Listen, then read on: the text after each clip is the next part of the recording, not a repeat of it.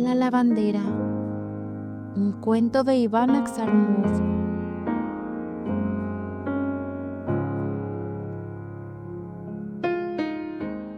Eran alrededor de las 2 de la madrugada y reinaba un silencio sepulcral en la casa.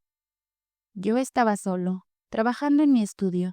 La tarea era urgente y estaba tan absorto en ella que no escuché cómo se abría la puerta y alguien entraba. Los pesados suspiros detrás de la silla me hicieron voltear. Frente a mí estaba la vieja niñera, en su bata de noche, cubierta con un chal ajado, con una coleta de algodón, familiar para mí desde hacía muchos años. ¿Qué pasa?, pregunté sorprendido. ¿Alguno de los niños está enfermo? Por el amor de Dios, respondió. Ellos están durmiendo como angelitos, y bien. Entonces, ¿qué sucede? Es su voluntad, Nicolás Petrovich. En nuestra casa hay problemas. ¿Qué tonterías estás diciendo? Por Dios, señor, continuó ella. Venga y véalo usted mismo. ¿A dónde? ¿Ver qué? En el desván. Todas las noches alguien anda ahí, suspira, incluso se oye una voz humana. ¿Desde la habitación de los niños? No desde la habitación de los niños, sino desde el pasillo, aquí mismo. ¿En el pasillo? No exactamente en el pasillo, solo se escucha desde ahí. Me levanté, tomé una vela y seguí a la niñera al pasillo. En el camino, ella insistió en que debíamos rezar una oración, rociar el desvén con agua bendita. Ya lo hicimos cuando nos mudamos a este departamento, dije. Fue hace mucho tiempo. Es necesario hacerlo de nuevo. Esta impureza se está acercando rápidamente. Y la niñera se persinó. ¿Qué impureza? ¿Usted lo sabe? ¿El domovoy, tal vez? Debe de ser él. Llegamos al pasillo, pero todo estaba en silencio, y yo sonreí a la niñera pensando que se le había ocurrido todo. De repente, arriba sobre mi cabeza, se oyeron pasos y un profundo suspiro. Incluso me pareció que alguien lloraba. Rápidamente fui al final del pasillo, que conducía a la escalera, al desván, pero la niñera me agarró el dobladillo de la bata. Toda la conversación, tanto la anterior como la siguiente, se desarrolló en susurros, y la anciana mostraba signos evidentes de miedo. Se persinaba, casi lloraba, y me instaba fervientemente a no ir ahí, es decir, al desván, que ella veía como un lugar de reunión nocturna de una fuerza impura. Pero yo insistí. Entonces, ella empezó a pedir permiso para despertar a Espiridón, el hombre de la cocina, que representaba el único servicio masculino en nuestra casa. Pero le dije que no era necesario, y entonces subí valientemente por la escalera. La niñera huyó aterrorizada. Si debía despertar a Espiridón o salvarse ella misma, no lo sé. Simplemente desapareció y me quedé solo. Subiendo, me movía lentamente hacia adelante, iluminando mi camino con la vela. Pero la luz débil solo iluminaba un espacio muy pequeño. Todo lo demás se hundía en la oscuridad profunda.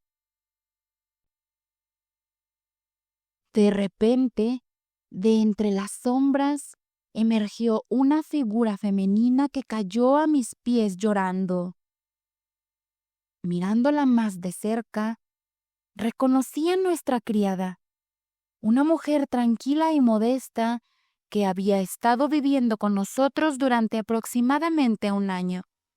Semidesnuda, con el pelo despeinado, temblaba como en fiebre.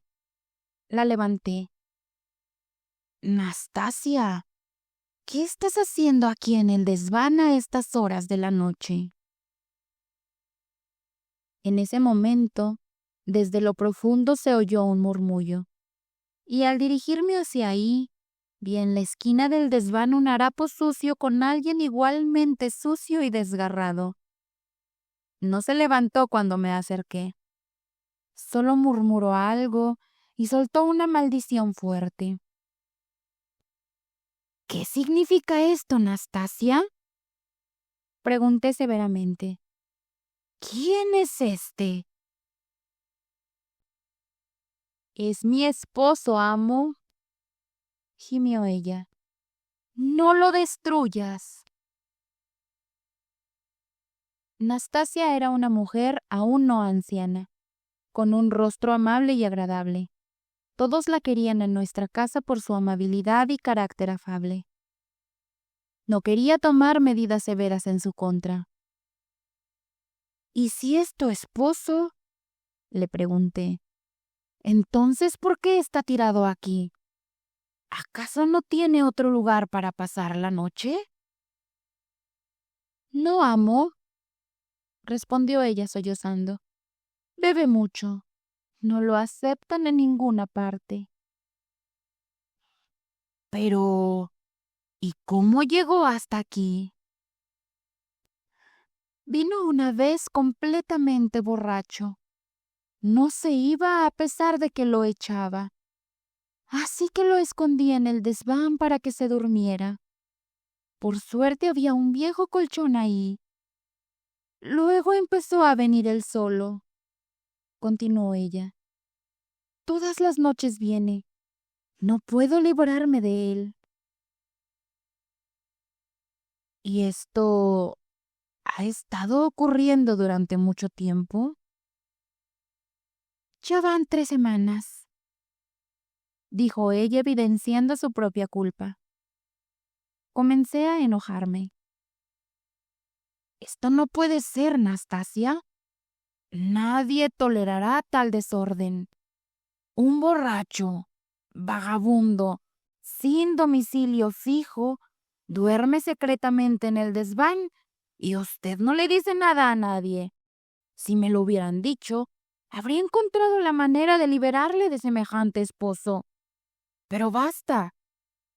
¿Es realmente su esposo? Es mi esposo, padre. Por amor a Dios que es mi esposo. Y ella intentó volver a arrojarse a mis pies, pero la retuve. Bueno, déjalo estar. Después de todo es tu esposo. Pero esto es un desorden extremo. Ahora enviaré al conserje y lo llevaré a la comisaría. En ese momento apareció luz detrás de mí, y al voltear vi a Espiridón que se acercaba con precaución y miedo, sosteniendo una linterna, claramente sin comprender quién estaba frente a él. ¿El verdadero amo o el domovoy? ¿Y qué figuras se movían ahí en la esquina del desván? ¿Gente o demonios? Pero al darse cuenta de que el amo al menos era extranjero, se acercó valientemente a mí. Espiridón, le dije, ahí en la esquina hay un borracho. Llévalo a la comisaría. Espiridón avanzó con su linterna, pero Nastasia volvió a caer a mis pies. Amo, no lo destruyas. No lo lleves a la comisaría. Yo misma lo llevaré. Solo déjame darle una sacudida. Y ella comenzó a despertar al borracho con la ayuda de Espiridón, quien al darse cuenta de que la situación era esa, se volvió completamente valiente. Sin embargo, Resultó que lidiar con un borracho no era tan fácil. Gimió, maldecía, peleaba, recibió una buena paliza de Espiridón varias veces, pero no hubo manera de hacerlo entrar en razón. Déjenlo, dije temiendo despertar y asustar a toda la casa. Y confiando en que Espiridón vigilara para que se llevaran al borracho cuando recuperara el conocimiento, fui a dormir. Al día siguiente, supe que el esposo de Nastasia se había ido temprano en la mañana, y ella se fue con él. Ella regresó a casa solo por la noche y comenzó a pedir pasaportes y liquidación. Me dio pena por ella, y mi esposa, que la había tomado mucho cariño, trató de persuadirla para que se quedara. No, amable señora. Gracias, respondió la criada. Pero ya no tengo lugar en su casa después de tal vergüenza. Esto ha estado sucediendo durante tantos años, agregó suspirando. No puedo arreglármelas en ningún lugar. O me voy sola o me echan. ¿Y todo por culpa de tu esposo? Todo por culpa de él, señora. ¿Y realmente quieres lidiar con él? Intervine. Deshacerse de él es fácil. ¿Quieres que te lo organice? No, Nicolás Petrovich. Dios no lo quiera. ¿Realmente lo lamentas tanto? Le preguntó mi esposa. Lo lamento, señora. Como sea, es mi esposo. No tiene a nadie más. Así que al menos lo cuidaré yo. O de lo contrario se arruinará por completo. O borracho, o se ahoga, o se congela bajo el puente. Dios mío, qué desgracia, dijo mi esposa. Durante mucho tiempo trató de persuadir a Anastasia para que dejara a su esposo, ofreciéndole su ayuda, pero ella solo negaba con la cabeza. ¿De dónde saca dinero para beber? Preguntábamos compasivamente a la desafortunada. Usa mi dinero. ¿Y tú se lo das? No, señora, Dios me libre. Me golpeará hasta la muerte, aunque sea un poco, pero siempre le doy algo. Así que la dejamos ir. Al despedirse lloró amargamente. Nos llamó buenos señores, y a mi solicitud contó la triste historia de su vida. Anoté su relato, tanto como pude reconstruirlo a partir de frases fragmentadas, interrumpidas por llanto, y de imágenes que ella pintaba sin darse cuenta de su viveza. Nastasia Efimova nació en una familia campesina hace 30 años, en una de las provincias de la Gran Rusia. Su padre era inicialmente un campesino próspero que tenía una pequeña tienda en el pueblo. Desde ahí, cada 2 días iba al pueblo más cercano a comprar mercancías, y su negocio parecía prosperar. La familia estaba compuesta por su esposa y 4 hijos. 2 hijos trabajaban en oficios. La hija mayor se casó y la más joven, Nastia, vivía en casa. Recordaba vagamente el tiempo de prosperidad de sus padres y solo conocía sobre eso de oídas. Sus recuerdos claros comenzaban cuando la necesidad y la decadencia general del hogar aparecieron. Su padre comenzó a beber, especialmente durante sus viajes al pueblo, y a menudo regresaba a casa sin dinero ni mercancía. En una ocasión, el caballo regresó solo y lo encontraron en una zanja completamente ebrio. Desde esa vez, la madre no se atrevía a dejarlo ir sin un acompañante. Y como no había otro, se le ocurrió enviar a Anastasia con su padre, que en ese momento tenía solo 8 añitos. Este encargo, por supuesto, parecería una completa locura en nuestra sociedad, pero en el pueblo los niños maduran temprano de mente y carácter. La niña pronto comprendió cuáles eran sus nuevas responsabilidades. No podía evitar que su padre bebiera, pero vigilaba el caballo y la mercancía. Se sentaba en el carro mientras su padre se deslizaba por las tabernas. Se mojaba, temblaba y soportaba pacientemente. Y nunca se le ocurrió condenar a su padre, no solo cuando era niña, sino también ahora, después de todo lo que había pasado en 30 años. El recuerdo de su padre permaneció en su corazón como algo sagrado, a pesar de todo el sufrimiento que había soportado de él, a pesar de las palizas de un borracho y de sus groserías indecentes. Era especialmente duro para Anastasia en invierno. El gastado y agujereado abriguito que su madre le proporcionaba apenas la protegía, y la niña temblaba durante horas sin saber cómo calentarse y temiendo quedarse dormida en el frío. «No te duermas», le decía su madre. «Si te duermes, Dios no lo quiera, te quedarás congelada». Y Nastasia luchaba valientemente contra el sueño y el mal tiempo, abriendo los ojos, saltando del carro, corriendo alrededor y aplaudiendo. Una vez, su padre, compadeciéndose de ella, la llevó a la taberna y le ofreció vodka. Al principio Nastasia no quería beber, pero él le puso una multa y ella bebió. Le ardía por dentro, pero se calentó de inmediato y desde entonces no rechazó el vodka cuando su padre o alguien de los campesinos que estaban en la taberna se lo ofrecían.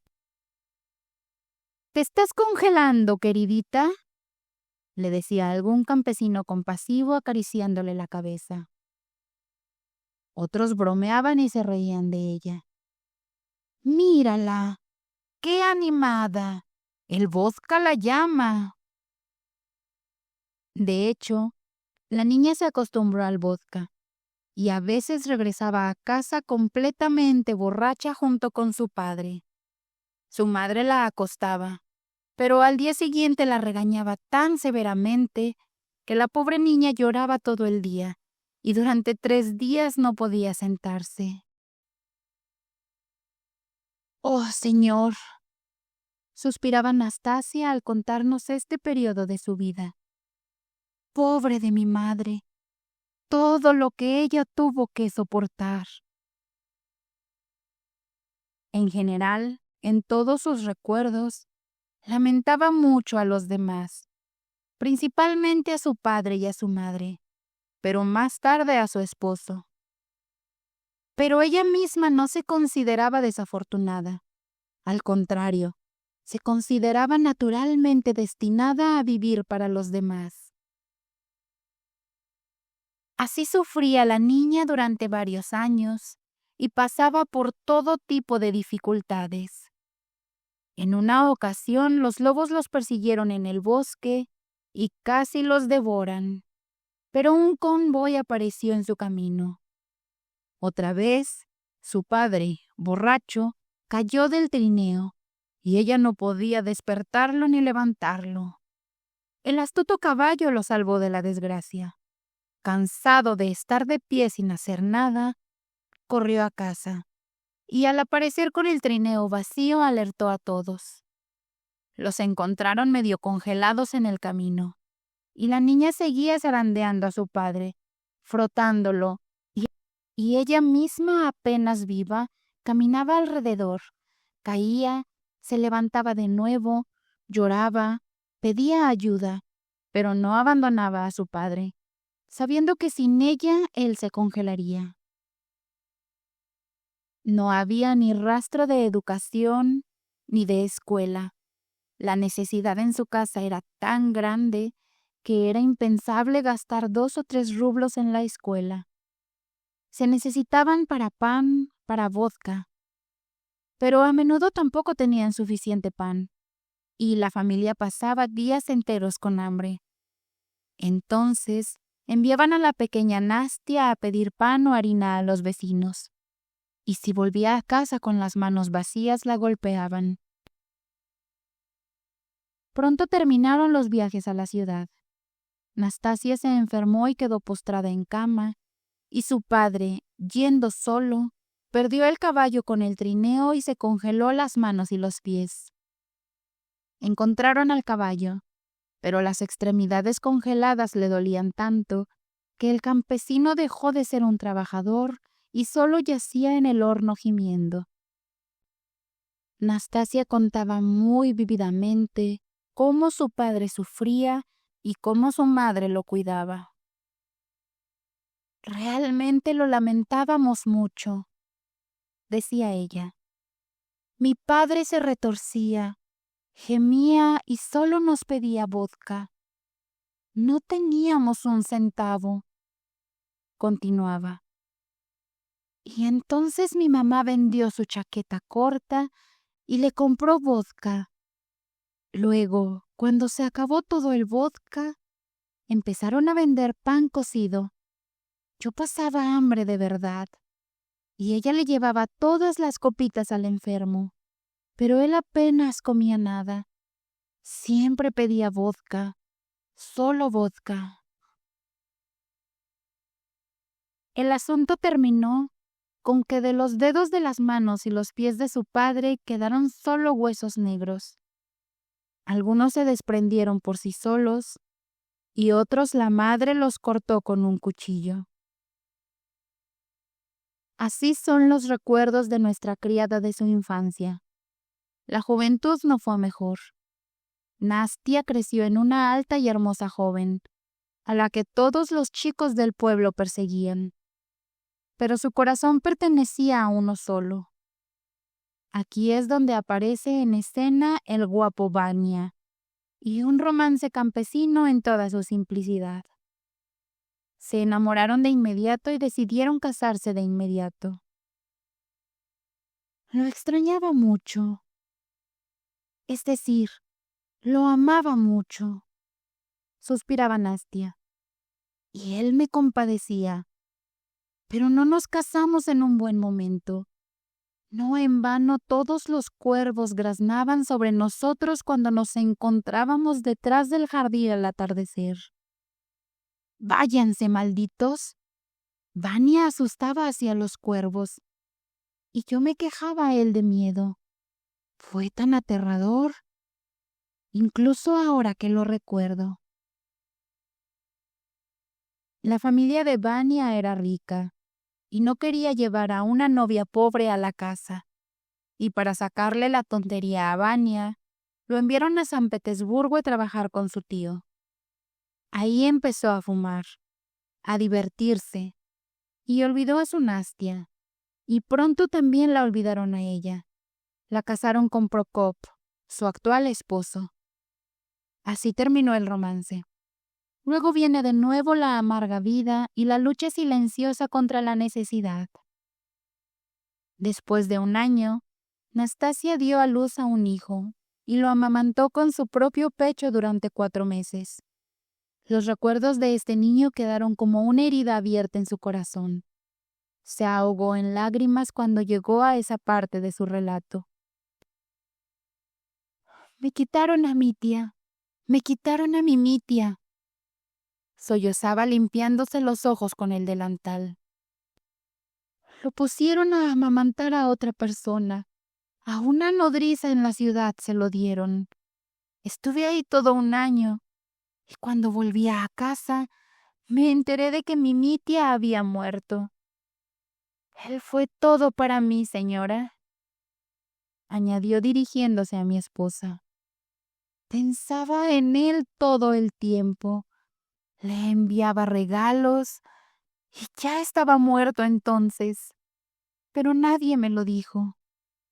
Ay, señora, tú misma eres madre y sabes lo que sufrí. En el cementerio del pueblo, mi tía tenía una pequeña tumba. Ella la encontró y fue ahí todos los días.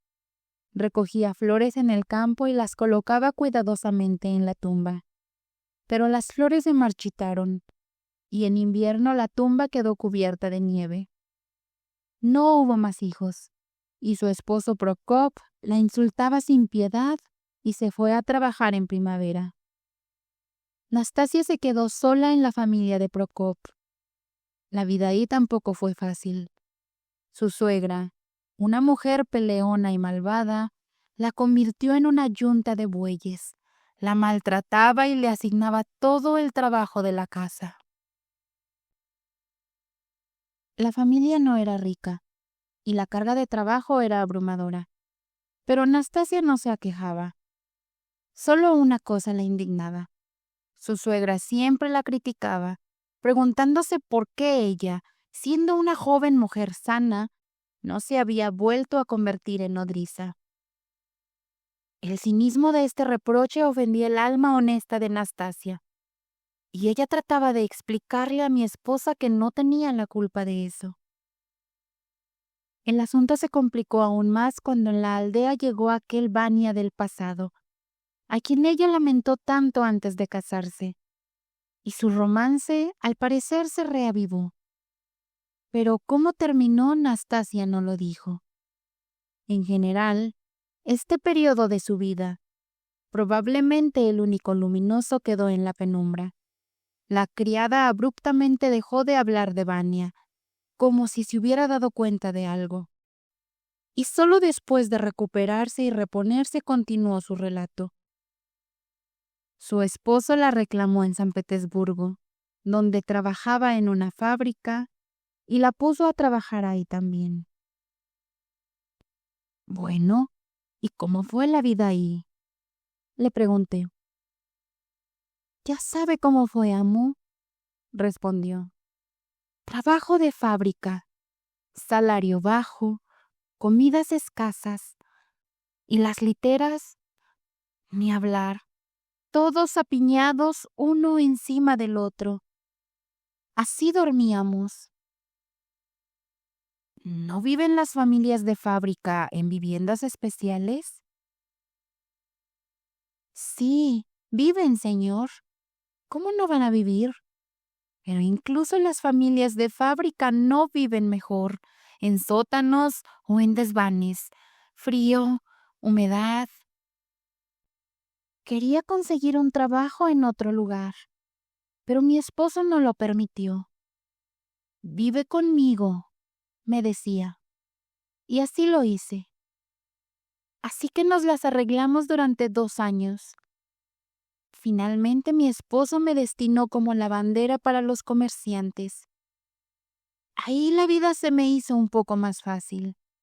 Solo que Prokop comenzó a comportarse mal, a beber en exceso, y me quitaba todo el salario.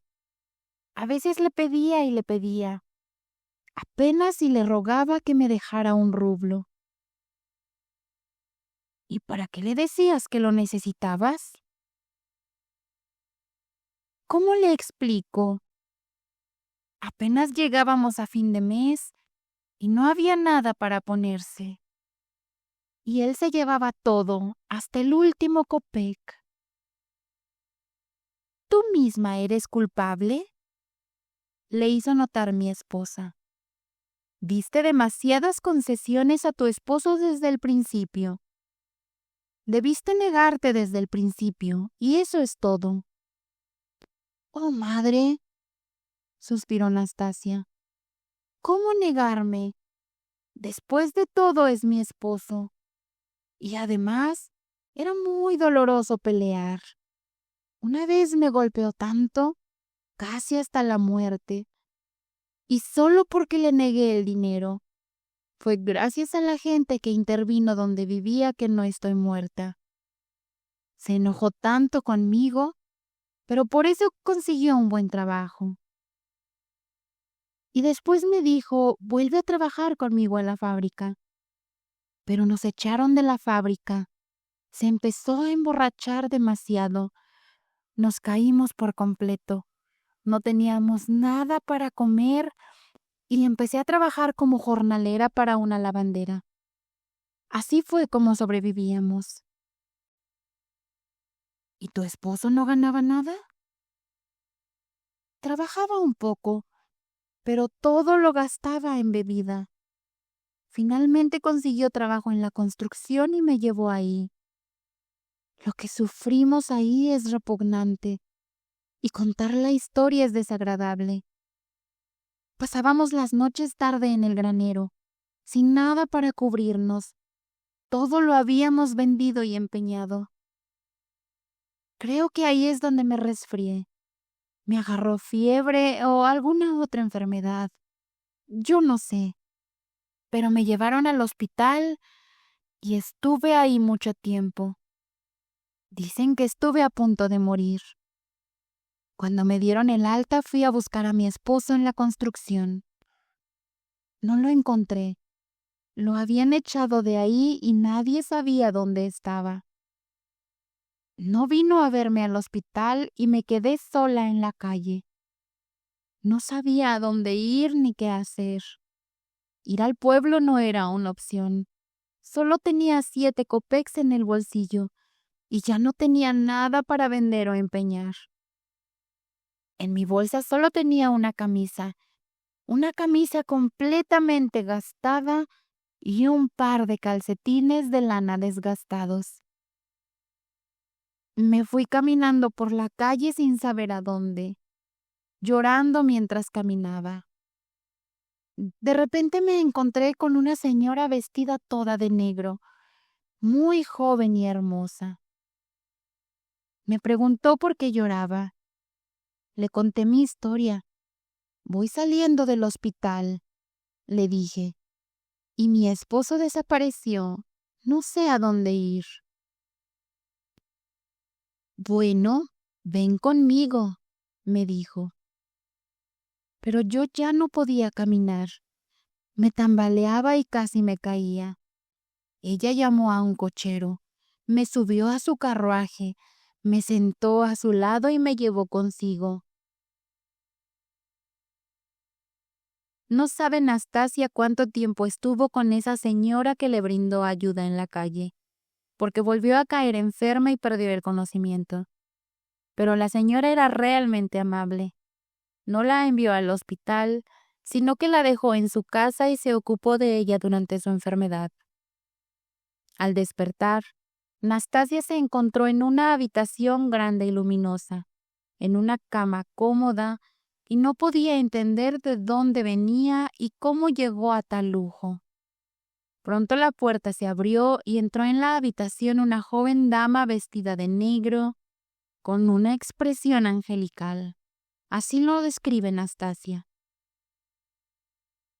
Ella empezó a hablar con ella suave y amorosamente. Le contó cómo la encontró y le ofreció ayuda en la calle. Se sentó junto a su cama durante mucho tiempo y le leyó en voz alta la Sagrada Escritura. La consoló, la tranquilizó, le prometió ayuda y no la abandonó. Nastasia aparentemente quedó convencida de que su benefactora era un ser sobrenatural, algo entre un ángel y un humano, y que en general, en este periodo de su vida le sucedió algo milagroso.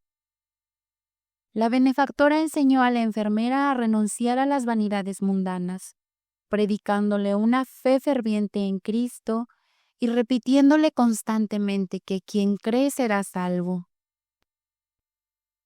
Pensamos que ella podría ser una seguidora de la doctrina de Pashkov, y parece que no nos equivocamos. Pero Nastasia seguía repitiendo que la señora tenía un rostro angelical y que hablaba no como la gente, sino divinamente, y que leía libros divinos. Sea como fuere, la señora de rostro angelical benefició a Nastasia. La curó, la cuidó, la vistió y la dotó con lo que pudo, y finalmente la destinó a un lugar en un orfanato que ella misma dirigía.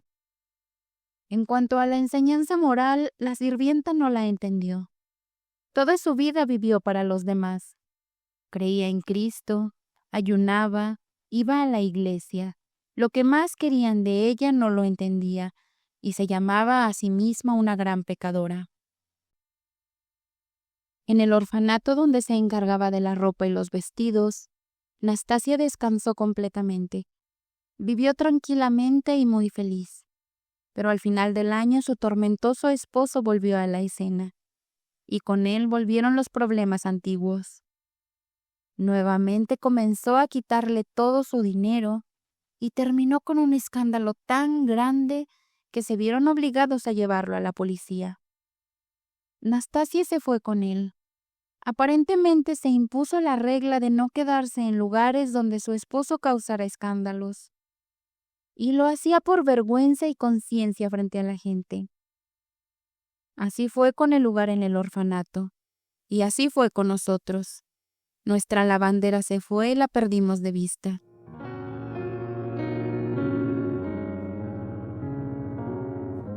Pasaron 2 años, o un poco más. En cierta ocasión mi esposa, paseando con los niños, se encontró con Nastasia en la calle. Nastasia se alegró mucho de verla y comenzó a pedir volver a nuestra casa a servirnos. Y al día siguiente Nastasia se presentó. La recibimos con mucho gusto, especialmente porque su esposo estaba en el pueblo y al parecer en manos confiables. Se había embriagado tanto en San Petersburgo que lo enviaron de vuelta a casa y lo establecieron para vivir con su padre, el suegro de Nastasia. Según ella, ese suegro, un anciano obstinado, no le gustaba darle nada a su hijo, y había una esperanza fundada en que no dejara salir a su hijo de su supervisión o lo pondría a trabajar duro en el pueblo. Solo espero que no me exijan ir ahí, decía Anastasia. A él, su padre no le dará nada. Le sacará la tontería de la cabeza. Él mismo está sobrio, y mi Prokop en el pueblo ni siquiera toca una gota de alcohol. En resumen, las esperanzas eran prometedoras. Nastasia rejuveneció, se animó, y la queríamos aún más en nuestra familia. Sus canciones resonaban con frecuencia por la casa, especialmente cuando nos mudábamos al campo en el verano. Así es como se vive feliz sin un esposo, bromeé una vez al pasar por ella en el patio, donde la sirvienta colgaba la ropa seca y se sumergía en una canción resonante sobre un abedul solitario en la colina. Se ruborizó. Se quedó en silencio por un minuto, pero la canción volvió a sonar más fuerte que antes, tan pronto como pasé al jardín, donde mi esposa estaba sentada en el balcón. «Amo a esa mujer», dijo mi esposa. «La amo y amo sus canciones. ¿Cómo canta gloriosamente?» «Esposa mía», respondí, «hay pocas como ella en nuestra vida». «Ciertamente. ¿Sabes qué? Quiero transferirla como niñera para los niños».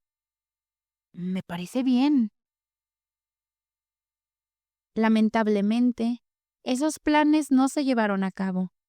En otoño, cuando nos mudamos a la ciudad, la sirvienta recibió una carta del pueblo que la sumió en la desesperación. Prokop, su esposo, desapareció sin dejar rastro, abandonando la casa paterna por su propia cuenta. Debe haber tenido dificultades bajo el mando de su padre, o quizás extrañaba mucho el alcohol. Solo desapareció sin dejar rastro. Por más que buscaron y preguntaron en todas partes, no lo encontraron. Y en el pueblo comenzaron a murmurar que algo malo le había sucedido. Se lo llevó un espíritu del bosque o una persona malvada lo arruinó. Nastasia se echó a llorar. «Bueno, ¿por qué lloras?», la consolaba mi esposa. «Por un esposo como ese no vale la pena llorar. Dale gracias a Dios de que desapareció». «Pero aún así, señora, es una lástima», respondía Anastasia secándose los ojos con el delantal. «¿Una lástima? De verdad lo amas, ¿verdad?» «No, señora, ni hablar.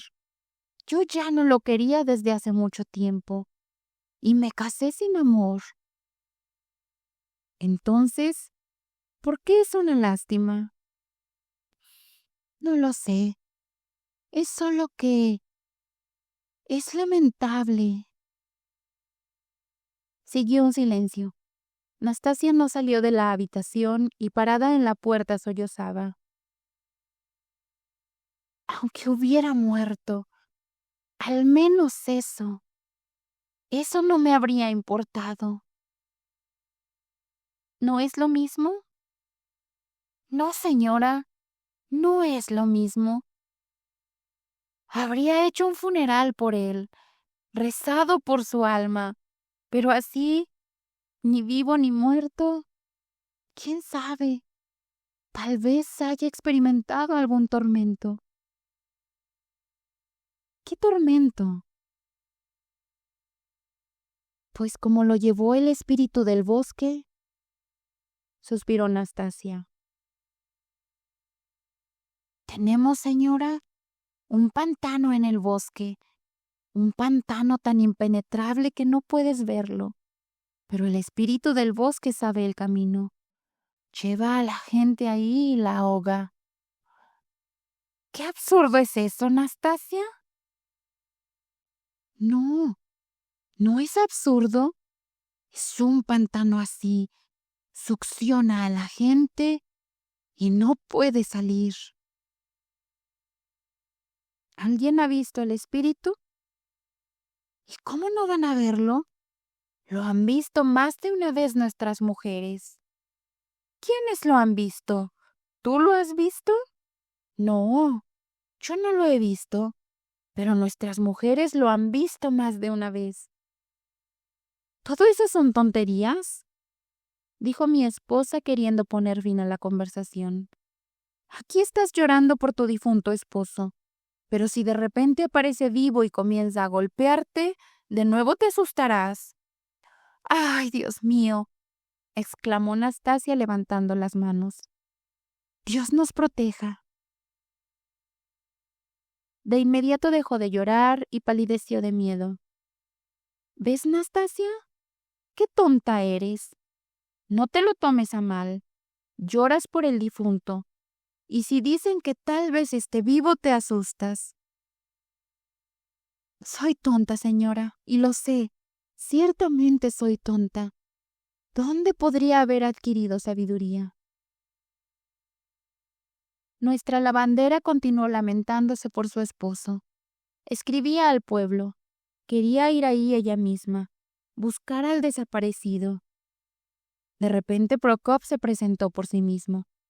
Resultó que estaba vivo y no pensaba morir, sino que estaba en prisión, acusado de asesinato. Desafortunadamente, el crimen se cometió cerca de San Petersburgo, y los criminales fueron enviados a la prisión preventiva de San Petersburgo. Y desde ahí, Prokop empezó a bombardear a su esposa con cartas de todo tipo de peticiones y encargos. Que le trajera dinero, que le trajera té, que le trajera azúcar, tabaco, varios regalos. En resumen, todo lo que necesitaba. Y desde la primera carta, ella corrió a la prisión y llevó un montón de cosas. No le permitieron entregar la mitad al recluso, pero de todos modos dejó algo en prisión. Después de encontrarse con su esposo, Nastasia regresó a casa completamente desconcertada. Una desgracia, declaró ante nosotros. Los malvados arruinaron a mi Prokop. ¿Cómo lo sabes?, comencé a interrogarla. Él mismo me lo dijo. Bueno, eso no es suficiente. Él mismo admitió su culpa. Él me dijo: Nastasia, no creas, no derramé sangre humana. Lo hicieron los otros. Yo no. No creas. Bueno, ¿y tú qué piensas? Me tiré a sus pies. Me agarré de sus botas. No quería irme. El gendarme me arrastró a la fuerza. Desde ese día, Nastasia claramente perdió la razón. Abandonó todo trabajo y corría a la prisión cada día. Por supuesto, no la dejaban ver a su esposo con tanta frecuencia, pero ella merodeaba por los pasillos de la cárcel, suplicaba, lloraba, dejaba regalos para él en la oficina y regresaba a casa completamente enferma y desgarrada. Prokop inocentemente acusado de asesinato, Prokop soportando la injusticia, de repente se convirtió en sus ojos en algún tipo de héroe. Olvidó todo el pasado, los agravios, las peleas, los golpes, toda la vida de necesidades y tristeza. Solo recordaba una cosa: su esposo estaba sufriendo injusticias. Su esposo iría a Siberia por culpa de unas malas personas. Su corazón se desgarraba y se arrodillaba a mis pies suplicando por ayuda. Y fue por eso, por su petición, que fui al tribunal del distrito y averigüé a través de conocidos de qué se trataba. El esposo de nuestra lavandera fue acusado de asesinato con el fin de robo, y fue con la participación de otros 2 individuos, un hombre y una mujer. La víctima fue una anciana que vivía en su propia casa en las afueras de la ciudad. Ella era una usurera secreta, prestamista, y le robaron dinero y pertenencias que sirvieron como evidencia contra los criminales. Prokop fue señalado como el principal culpable, mientras que los cómplices fueron el portero y la cocinera de la fallecida. Ambos confesaron el crimen e incriminaron a Prokop, pero él negó obstinadamente todas las acusaciones y afirmó una sola cosa: que lo habían incriminado por malicia. Sin embargo, su culpabilidad era innegable. Fue él quien primero golpeó con un hacha en la cabeza a la anciana y fue él quien primero puso las manos sobre su dinero y pertenencias. Un abogado experimentado, designado por el tribunal como su defensor, consideraba su caso perdido y solo esperaba lograr una pena más indulgente. Pero Nastasia no veía el asunto de esa manera. Cuando regresé a casa del tribunal y le anuncié los tristes resultados de mis investigaciones, ella salió de sí misma, me habló con insolencia y casi llegó a sospechar de mí como alguien tramando mal contra su Prokop. Corrió ella misma hacia el abogado, se postró a sus pies, juró y suplicó que su esposo era inocente, le rogó que lo protegiera de la condena. Finalmente sacó un paquete de su bolsillo y lo puso sobre la mesa frente al abogado. ¿Qué es esto?, preguntó él con asombro. Dinero, amo, dinero, todo lo que tengo, es lo último. Tómalo todo, no te niegues, solo sálvalo.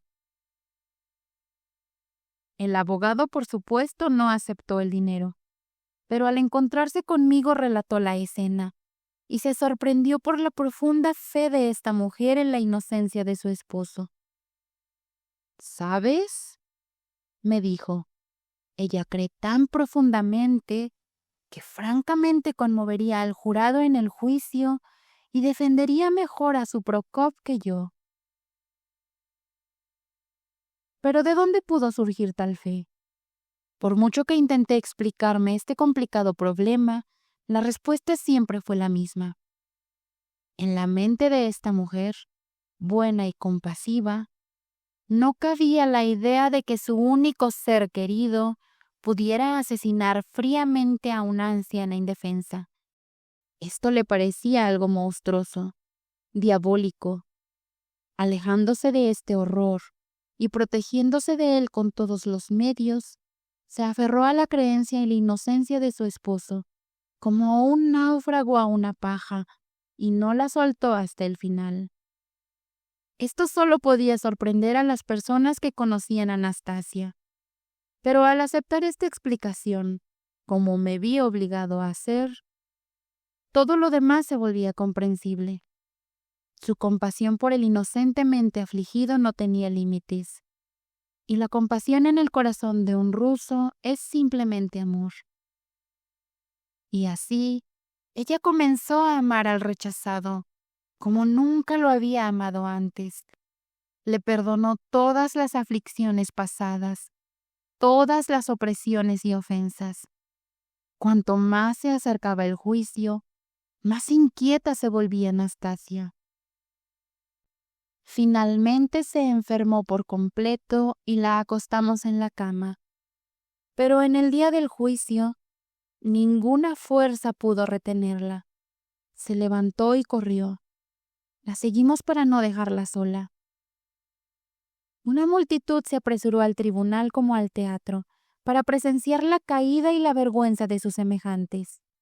La sala estaba abarrotada. Los jueces estaban sentados detrás de una mesa roja, los jurados en sus lugares. Frente a ellos, en el banquillo de los acusados estaban los sospechosos. Eran 3, una mujer y 2 hombres.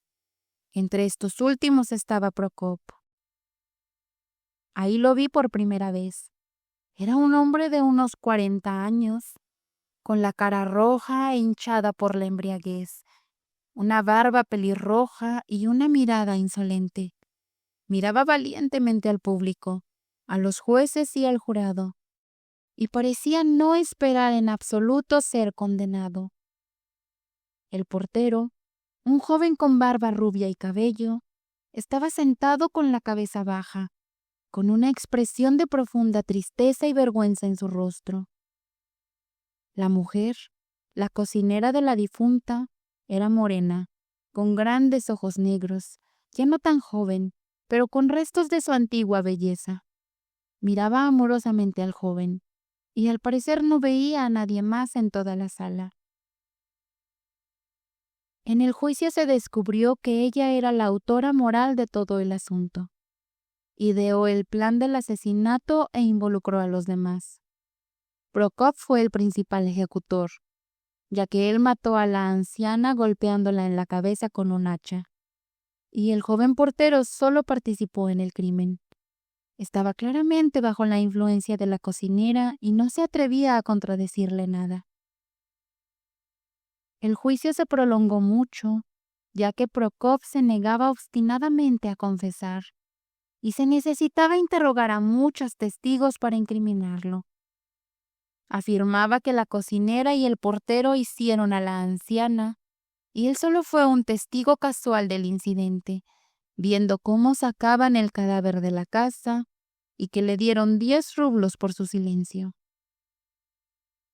Hasta la noche la investigación continuó y se hizo una pausa de media hora.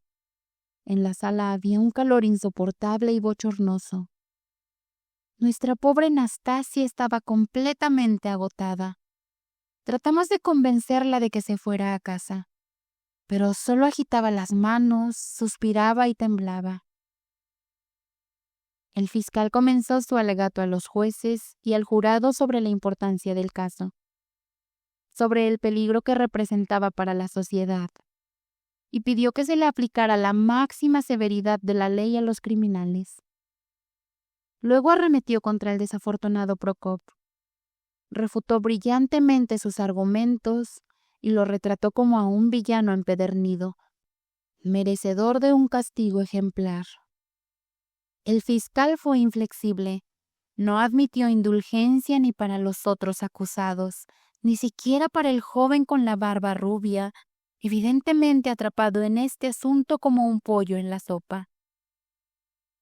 Pero él calló, y comenzaron los dulces discursos de los abogados. Cubrieron con cal blanca todo lo que la tinta del fiscal había manchado. Hablaron de misericordia, de amor al prójimo, y vieron a ese prójimo en los acusados. Sí, son víctimas, exclamó un joven orador señalando dramáticamente a los acusados. Víctimas de la necesidad y la ignorancia. Cualquiera de nosotros, bajo la presión de los mismos males sociales, podría hacer lo mismo y al revés, si hubieran nacido en nuestro círculo. Tal vez estarían sentados en este momento, no en el banquillo de los acusados, sino entre los jueces, o en el jurado? Obviamente iba a concluir su discurso con la pregunta: ¿es noble condenar a 3 personas, donde todos, sin excepción, son igualmente culpables? Pero el presidente lo detuvo, invitándolo a no hablar de cosas que no estaban relacionadas con el caso, y el apasionado orador se sentó. El fiscal se levantó de nuevo y pintó nuevamente de negro todo lo que sus opositores habían blanqueado. Repitieron esta táctica varias veces, pero la pintura negra finalmente ganó peso y los 3 fueron declarados culpables. Cuando se anunció el veredicto del jurado, se escuchó un débil grito entre el público y sacaron a una mujer inconsciente de la sala del tribunal. Era nuestra Anastasia. Tengo poco más que decir. Prokop fue condenado a trabajos forzados en las minas por 12 años. Cuando le explicamos a Anastasia que al perder a su esposo quedaba liberada de todos los derechos de su propiedad, ella, sacudiendo la cabeza, solo preguntó: ¿a dónde irá él?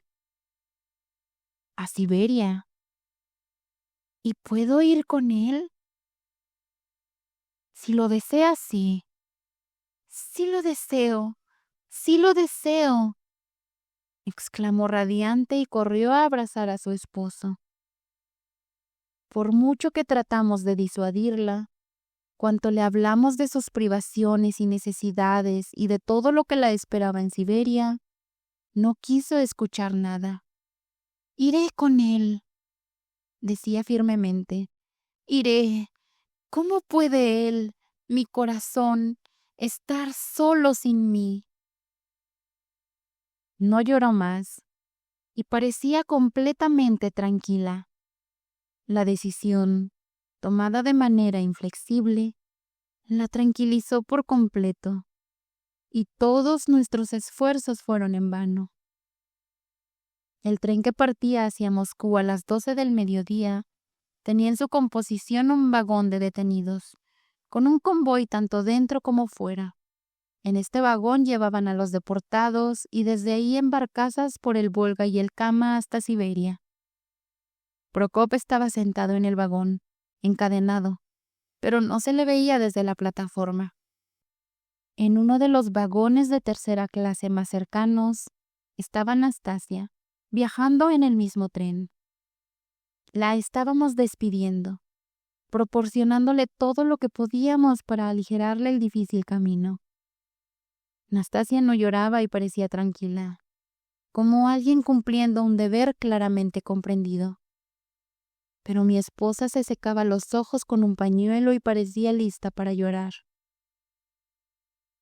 Sin embargo, al despedirse, la que se iba rompió en llanto. Adiós, le decía efusivamente a mi esposa. Adiós, querida, que el Rey Celestial te cuide. Ella corrió hacia el vagón y ya no la volvimos a ver. Sonó el silbato. El tren se puso en marcha y pronto desapareció de la vista. Caminamos lentamente hacia la salida a lo largo de la plataforma desierta. Y yo pensaba involuntariamente en qué categoría de personas deberíamos de clasificar a nuestra lavandera. ¿Heroína o loca? ¿Qué piensas al respecto? Le pregunté a mi esposa expresándole mis pensamientos. Ella no respondió nada y solo lloraba. Pero esas preguntas no se resuelven con lágrimas. Y ambos teníamos el corazón tan pesado que no podíamos responderlas.